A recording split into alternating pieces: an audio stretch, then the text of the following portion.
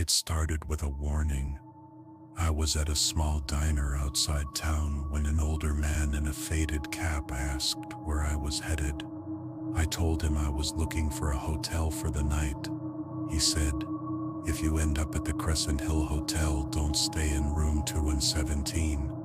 I asked him why. He just shook his head and said, "Some rooms ain't meant to be opened." Then he went back to his coffee. That stuck with me the whole drive. The road to Crescent Hill was narrow and wound through thick pine trees. The sun was already low, and the shadows made the forest feel even darker. My phone lost signal a few miles before I saw the hotel. The Crescent Hill Hotel sat on top of a hill like it had been there forever. The building was made of pale stone, 3 stories high, with a long porch and big wooden column. The paint on the doors was peeling, and the windows caught the last bit of daylight in a strange way, almost like they were watching me. The parking lot was empty except for my car and one old black sedan. I grabbed my bag and walked up the stone step. The front doors were heavy, and when I pushed them open, the smell of old wood and dust drifted out. Inside, the lobby was big and quiet. The ceiling was high and a chandelier hung in the middle. But the glass was dull and dusty. Somewhere far away, I could hear the slow tick of a clock. The man at the front desk wore a maroon vest and had a thin, serious face. I told him I needed a room for the night. "Which one?" he asked. 217, I said. He stopped writing in the ledger and looked at me for a moment. "We have other rooms." "I want that one," I told him. He slid a brass key across the desk. The tag was heavy, and the number 217 was stamped deep into the metal.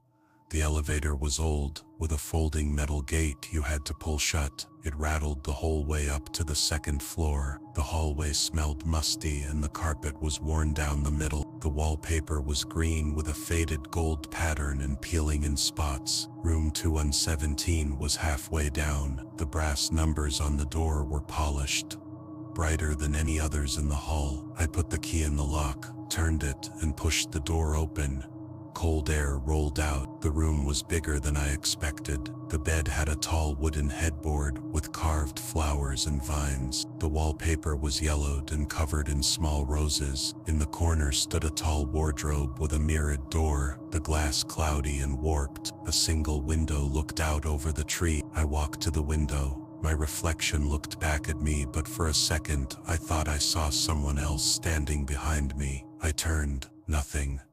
I checked the wardrobe. It was empty, but the air inside smelled faintly of cedar and something metallic, like old coin. That's when I heard it. A tapping sound, 3 knocks, a pause, then 3 more. It was coming from the bathroom. I turned on the bathroom light. It flickered before staying on. The clawfoot tub sat under a small frosted window. The sink had 2 taps, one for hot, one for cold, and the mirror above it was cracked. The drip of water from one tap echoed in the room. I pulled the shower curtain aside. No one was there. The tapping stopped. When I stepped back into the bedroom, the wardrobe door was open. I knew I had closed it. The air felt colder. I reached for the handle, but before I touched it, I heard a whisper. It said my name, right in my ear. I spun around, but no one was there. The room was empty. My skin prickled, and the hairs on my neck stood up. I stepped back from the wardrobe and glanced at the window. Outside, the trees swayed in the wind, but the branches made no sound. I shut the wardrobe firmly, making sure it latched this time. I sat on the bed,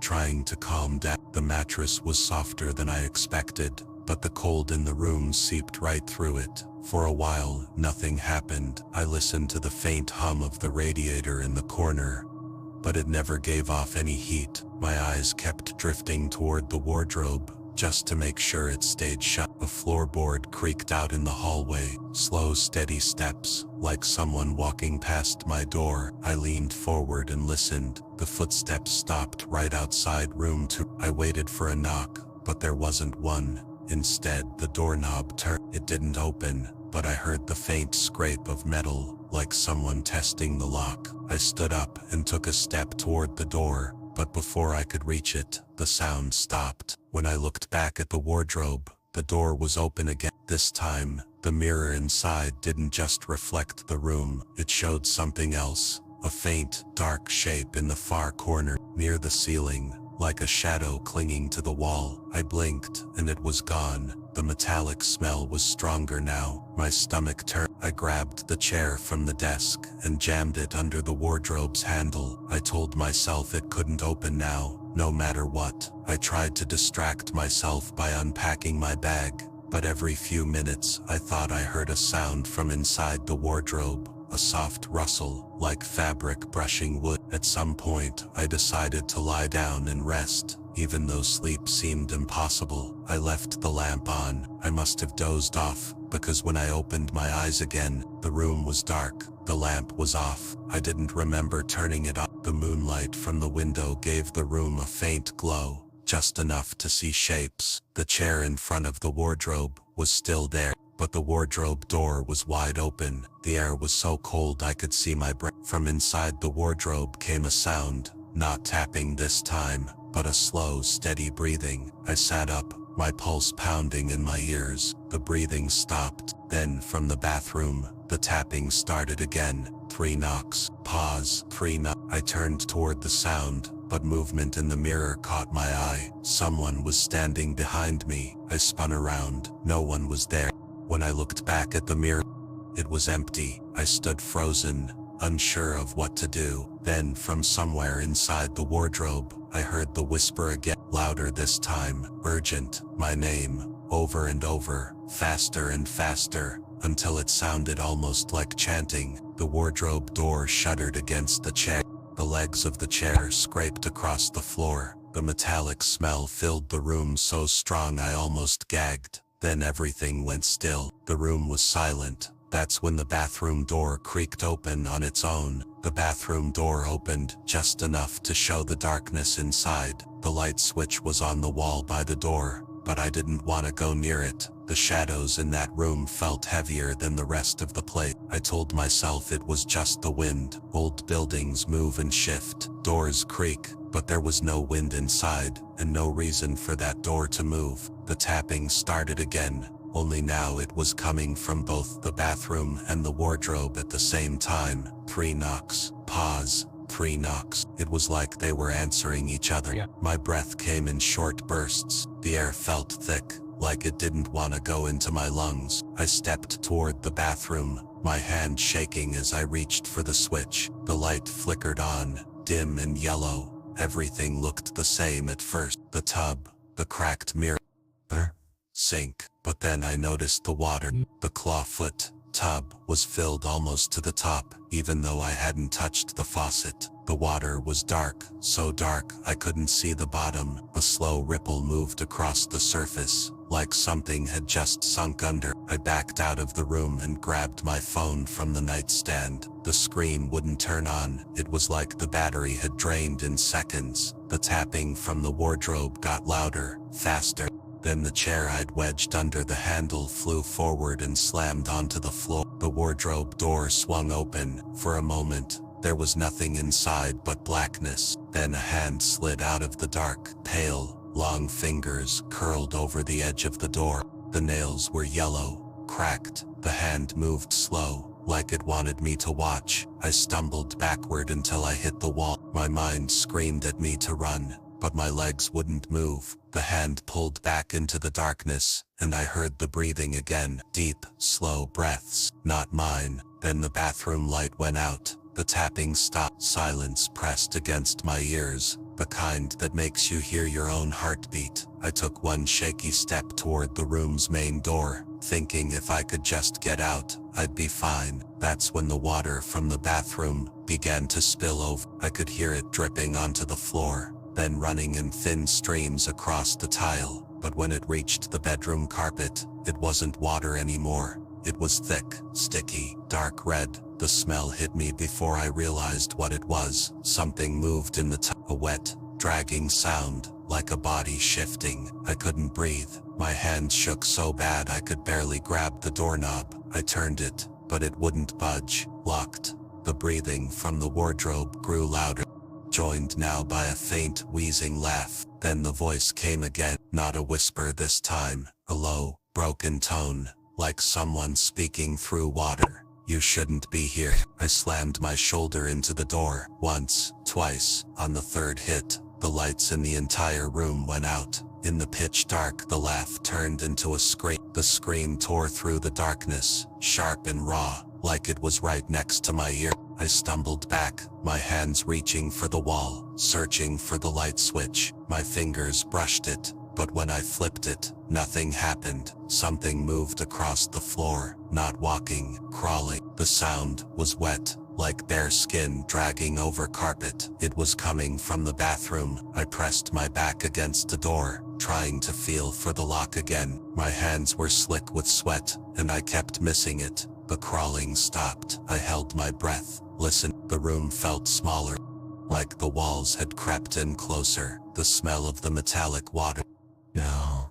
The blood hung heavy in the air. Then I heard it, a slow, deliberate inhale, right by my left ear. I jerked away, swinging my arms into the dark, hitting nothing. My heart was hammering so hard I thought it might burst out of my chest. The whisper came again, but now it was closer to the floor. "Stay." My knees nearly gave out. I forced myself to move toward the bed, thinking if I could climb onto it, I'd at least be off the floor. But when I reached for the mattress, my hand touched something cold. It was wet. The sheets were soaked. I pulled my hand back and saw it, in the faint moonlight, a smear of dark red across my fingers. From underneath the bed came the sound of something breathing, not slow anymore, fat, excited. I took a step back, my foot landing on the carpet with a soft squish. When I looked down, the red liquid had spread, soaking through in a wide circle around the bed. The mattress shifted,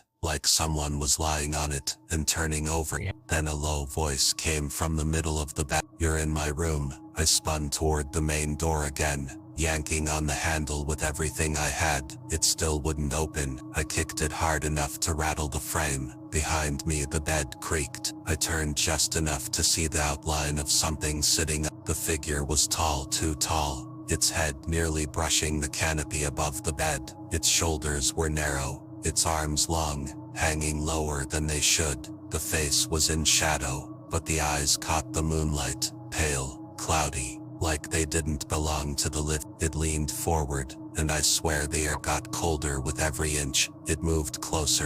I grabbed the chair that had been blocking the wardrobe and hurled it at the window. The glass didn't shatter. It didn't even The figure slid off the bed, landing on the carpet with that same wet, dragging sound. It began moving toward me, slow but steady, as if it knew there was nowhere for me to go. My back hit the wall near the bathroom door. I had two choices: go in there with the tub full of blood, or face whatever was coming toward me. The figure stopped a few feet away. It tilted its head, watching me. Then it smiled. The smile was too wide, stretching far past what a human mouth should. It spoke again, in a voice that rattled through the walls. "Room 217 is never empty." The bathroom door slammed shut on its own, the sound echoing through the dark. The figure lunged forward, and the lights came on. The room was empty. The bed was the wardrobe was closed. The bathroom door stood wide open,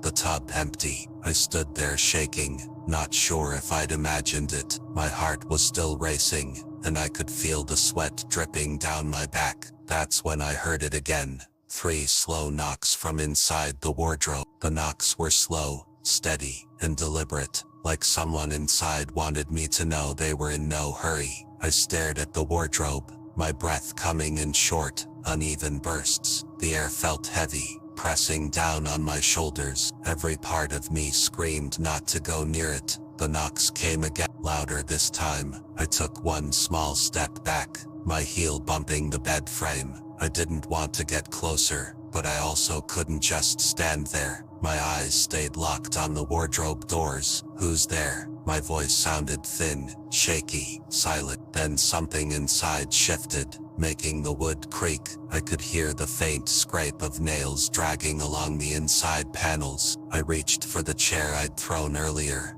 and gripped it tight, holding it like a shield. My legs felt like they didn't want to move, but I forced myself forward. The wardrobe loomed over me now, taller than I remembered, the wood darker in the dim light. My hand shook as I reached for the handle. Before I could touch it, the doors burst open. The chair clattered to the floor as I stumbled. The inside was completely dark, darker than it should have been. It was like the darkness inside didn't match the rest of the room. My eyes couldn't adjust to it. Something in there moved, not toward me, sideways, deeper into the I should have been able to see the back panel, but there wasn't one. The darkness seemed to go on forever. A faint whisper came from inside. I leaned in without meaning to, straining to hear. It was my own voice, repeating words I hadn't said yet. "You're going." I jerked back, but before I could turn away, something cold wrapped around my wrist. It was a hand, thin, icy fingers. The skin stretched too tight, over the bones. The grip was stronger than it looked. I yanked, but it didn't let go. Instead, it pulled, hard enough to drag me forward. My other hand clawed at the wardrobe frame, my nails, scraping the wood. The darkness swallowed my forearm, then my shoulder. I felt another hand grip my ankle. Panic surged through me, and I kicked, connecting with something solid. The grip loosened, and I fell backward onto the carpet. When I looked up, the wardrobe was empty again, just clothes hanging on the rod, swaying gently like they'd been disturbed. The doors stayed open, like they were waiting for me to try again. I stayed on the floor, my chest heaving, trying to convince myself to get up. That's when I noticed the carpet, under my hands, wasn't the same. It was damp. I lifted my hands, and saw dark smears across my skin. The smell hit me, metallic, sharp. Blood. It was seeping from under the wardrobe now, spreading toward me in slow, heavy drops. Somewhere in the hall outside, footsteps echoed, slow, heavy boots, pacing back and forth. I crawled toward the main door, pressing my ear to it. The footsteps stopped right on the other side. A low voice spoke, muffled by the wood, but still clear enough to hear. "Don't let them out." My stomach dropped. That wasn't meant for me. It was meant for whatever was in the room. The wardrobe doors creaked louder, like something inside was pushing against them. The lights flickered once, twice, then went out completely. The darkness was thick, almost solid, like I could reach out and touch it. My pulse pounded in my ears. I couldn't see my hands in front of my face. From the wardrobe came the sound of something stepping onto the carpet, not crawling anymore. I pressed my back against the wall, moving sideways, trying to remember exactly where the bed was so I wouldn't trip. My breathing sounded too loud, and I tried to slow it, afraid it would hear me. The steps came closer, then it spoke, low and drawn out. "You came to see me." I froze. The voice wasn't coming from the wardrobe anymore. It was right in front of me. A cold breath brushed my cheek. I flinched and reached out, my hand swiping through empty air. Then fingers slid into my hair from behind, slow and almost gentle, before tightening into a painful grip. I gasped and twisted away, but the grip only pulled harder. I tried to scream, but a cold palm clamped over my mouth. The skin felt damp, the texture wrong, too smooth in some places and rough in others, like rotted leather. It leaned close, and I felt the shape of its head near my room. 217 keeps what it's given. Something wet dripped onto my shoulder. I didn't have to smell it to know it was blood. With a sudden jerk, it dragged me backward, my heels scraping the carpet. I kicked and clawed, my nails catching on skin that seemed to tear too easily, like it wasn't attached right. The air around me shifted, colder, heavier, like I'd just stepped outside in the middle of winter. My foot hit something solid, a bedpost maybe, and I shoved hard, breaking its grip. For a split second, I scrambled toward where I thought the main door was. My hands slammed into wood. Relief surged through me, but when I felt for the handle, it wasn't there. It wasn't a door. It was a wall. Behind me, something crawled again, but faster now, like it was coming on all fours. I pushed away from the wall, desperate to find some other way out. A faint red glow flickered from under the bathroom door. It wasn't fire, it was deeper, darker, like the light was bleeding through. I ran for it, yanked the door open, and stopped dead. The tub was full again, but this time it wasn't water. It was moving, thick, dark liquid swirled in slow circles, and something pale floated just below the surface. I couldn't tell if it was a face or just my mind playing The door slammed behind me. The glow in the room deepened until it felt like the walls were pulsing. Then from the tub, two pale hands shot out, grabbing the edge, pulling something up. It was climbing out, and it was the thing pulled itself out of the tub with slow, careful movements, like it wanted me to watch every second of it. Water, or whatever that black liquid was, dripped from its fingers, splashing onto the tile in thick drops. Its skin was pale, almost gray, and stretched too tight over its face. Its smile was wide, but the corners of its mouth were torn, like someone had cut it too far. Its eyes, they were wrong. One was cloudy, the other sharp and dark, both staring right into me. I backed up, until my shoulders hit the bathroom. My feet slipped on the wet floor, but I stayed up, heart slamming in my chest. It tilted its head, like it was curious. Then it stepped forward. The smell hit me: mold, blood, and something sweet rotting underneath. I gagged, and turned my head, but there was nowhere to go. It reached out, its hand shaking like it was struggling to control itself. I pressed myself harder into the wall, praying it wouldn't touch me, but it didn't. Not yet. It leaned close to my ear, and I heard it whisper, almost like it was telling me a secret. Room 217 has been waiting. Before I could move, it grabbed my arm. The cold burned into my skin, and I felt something sinking into me, like ice and needles at the same time. I yanked away, but my arm went numb. My fingers wouldn't move. It took another step, forcing me toward the tub. My heel caught the edge, and I nearly went in. The liquid inside rippled like it was alive, reaching for me. I swung my free arm,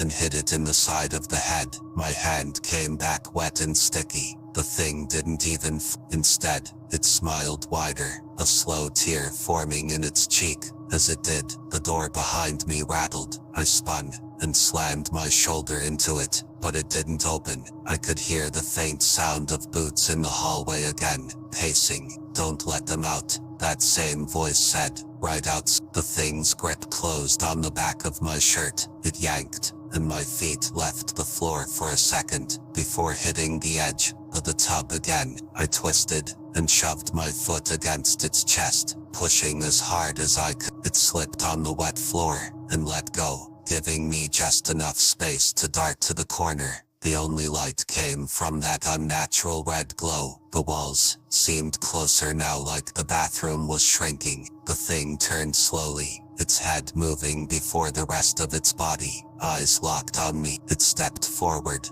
and I saw the water in the tub start to slosh on its own, like it was reacting to the thing's movements. I glanced at the small bathroom window, too high, too narrow, but it was the only chance I had. I climbed onto the sink, gripping the edge for balance. The thing lunged, but I kicked at it, my foot connecting with its jaw. The sound it made wasn't human. It was like water being sucked down a drain. I smashed my elbow into the glass, but it didn't break. The thing grabbed my ankle, pulling hard. My hand slipped, and I crashed down onto the floor, pain shooting through my side. It was on me in seconds, its face inches from mine, the smell of wet decay filling my lungs. "Stay," it whispered. The red glow in the room flared so bright it hurt to look. Then, just as its mouth opened wider than any human jaw should, the lights in the entire hotel went out. When the lights went out,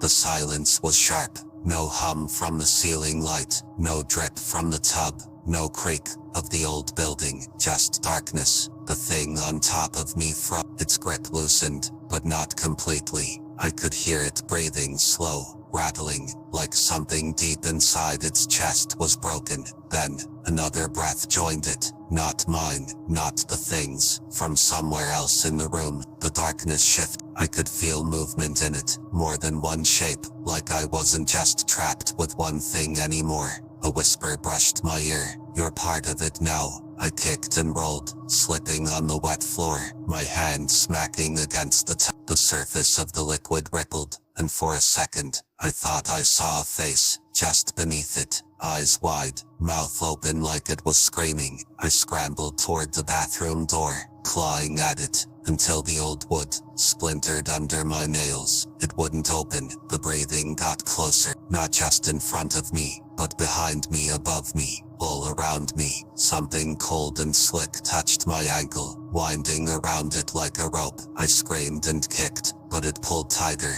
dragging me across the floor, toward the tub. My nails scraped uselessly against the tile, as I could feel the edge of the tub against my back. The smell of that dark liquid was so strong, it made me gag. The cold around my ankle climbed higher, up my leg. It wasn't a hand, it felt like fabric, wet and heavy, wrapping itself around me. I turned and saw it, not the thing from before, but something else, tall, thin, its body bending in ways it shouldn't, its face covered by soaked cloth that clung to its skin. Behind it, in the red glow, the original thing from the tub was watching, smiling. The tall one yanked me forward, trying to force me into the water. I twisted and slammed my elbow into its ribs. It didn't even react. My hand hit something metal on the counter, a rusted piece of pipe, broken off from the sink. I grabbed it and swung hard. The cloth-covered thing staggered back, but only for a second. Its head tilted, like it was deciding whether to kill me now, or drag me down slowly. The room shook. The old pipes groaned like they were about to burst. Water began spraying from the walls, soaking I stumbled toward the door one last time, slamming my shoulder against it. Something on the other side slammed back, keeping it shut. The whisper came again, from the dark corners of the room. "You can't leave. No one leaves room 217. I swung the pipe again, this time hitting it square in the head. It let out a high, wet shriek, and vanished into the tub, the liquid swallowing it like it was never there. I turned to the other thing, the smiling one. It didn't move, it just stared at me, till the red glow dimmed. The room went cold again, and it whispered, "One last thing, see you next time." The bathroom door swung open on its own. I didn't wait. I ran. I don't remember the stairs or the lobby, or even the street outside. I just remember the cold air hitting my face when I finally burst out into the night. When I looked back at the Crescent Hill Hotel, room 217's window was glowing faint red, and in the glass, I swear I saw that smile.